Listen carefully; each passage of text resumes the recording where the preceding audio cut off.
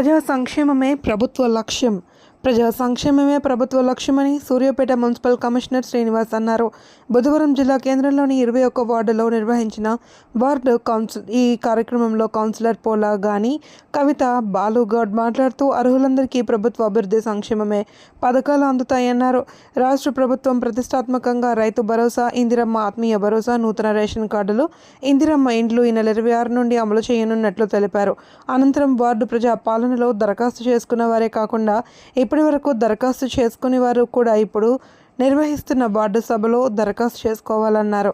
ప్రజా పాలనలో ప్రజల చెంతకే ప్రభుత్వ సంక్షేమ పథకాలు వస్తున్నాయని అన్నారు. ఈ కార్యక్రమంలో అబూబకర్, సిద్దిక్, సయ్యద్, ఖమ్రుద్దీన్, అహ్మద్, అలీ, చంటి, సైదులు తదితరులు పాల్గొన్నారు.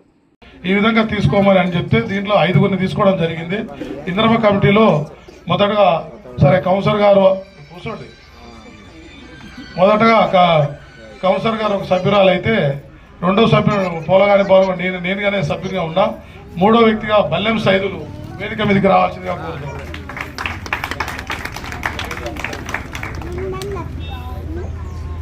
సయ్యద్ సఫియా మేడం ని వేదిక మీదకి రావాల్సింది,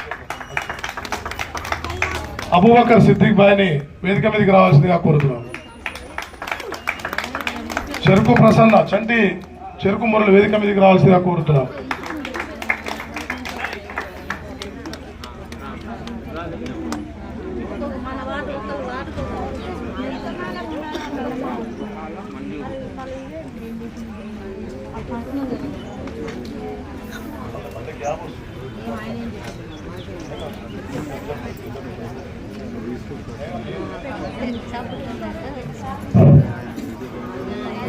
ఇప్పుడు 21వ వార్డులో దయచేసి క్షుణ్ణంగా వినండి, అర్థమయ్యేటట్టు ఫస్ట్ వినండి.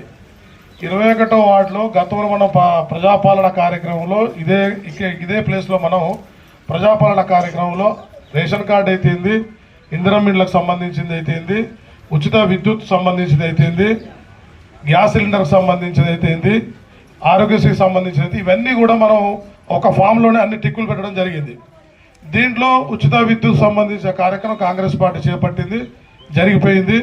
ఇప్పుడు చాలా వరకు ఉచిత విద్యుత్ చాలామంది లబ్ధిదారులు ఇక్కడ కూడా ఉన్నారు. ఇంకా కొంతమంది ఎవరైతే రానోళ్ళు ఉంటారో దాని సంబంధించిన కార్యక్రమం ఇంకా జరుగుతూనే ఉన్నది. రెండో కార్యక్రమం ఏదైతే గ్యాస్ సిలిండర్ 500 సంబంధించిన 500 రూపాయలు మీ అకౌంట్లో పడే సంబంధిత ఏమైతే ఉందో అవి ఆ కార్యక్రమం జరిగింది. ఆ లబ్ధిదారులు కూడా ఇక్కడ ఉన్నారు. ఇక కాంగ్రెస్ పార్టీ 6 గ్యారెంటీల సందర్భంగా చేయాల్సిన మూడో మహత్తర కార్యక్రమం ఏంటంటే ఇందిరమ్మ ఇల్లు. మన 21వ వార్డులో మ్యాక్సిమం అన్నీ కూడా మీ అందరికీ తెలుసు. మన అందరం మధ్యతరగతి కుటుంబం సంబంధించిన ఇక్కడ మనం ఎవరం కూడా ఆస్తులుండి కూడబెట్టుకొని బిల్డింగ్లు కట్టిన వాళ్ళు చాలా ఒక 10% ఉంటారు. మ్యాక్సిమం అందరూ కూడా దరఖాస్తులు పెట్టుకుని ఇందిరమ్మ ఇల్లు. ఇక్కడ మొన్న సర్వే చేసి ఫోటోలు దిగిన ఎవరైతే ఉన్నారో వాళ్ళందరి పేర్లు ఇక్కడ చదువుతారు. మీరు అందరూ ఆన్లైన్లో రికార్డులో మున్సిపల్ రికార్డులో మీరు ఉన్నట్టు ఈ దరఖాస్తు పెట్టుకున్న వాళ్ళందరూ కూడా మీరు ఆల్రెడీ దరఖాస్తు పెట్టుకున్న వాళ్ళు చదివిన తర్వాత ఆ దాంట్లో కనుక మీ పేరు రాకపోతే వెంటనే అక్కడికి వెళ్ళి మళ్ళీ ఆధార్ కార్డులు ఇచ్చి మీరు ఎమ్మటి అప్లికేషన్ ఫామ్ నింపి మళ్ళీ దరఖాస్తు చేసుకోవచ్చు. వీటి ఇప్పుడు మొన్న సర్వే చేసిన వాటితో పాటు అవి కూడా కలిపే వస్తాయి. అంతేగాని ఎవరు కూడా మొన్న పెట్టలేదు ప్రజాపాలన కార్యక్రమానికి అందుబాటులో లేము. కూర్చొని మేడం, తర్వాత నేను చెప్పిస్తాను. ప్రజాపాలన కార్యక్రమం ఆ రోజు నేను ఊరికి పోయినా అనేటోళ్ళు ఉంటే వాళ్ళు ఇప్పుడు దరఖాస్తు చేసుకోవచ్చు.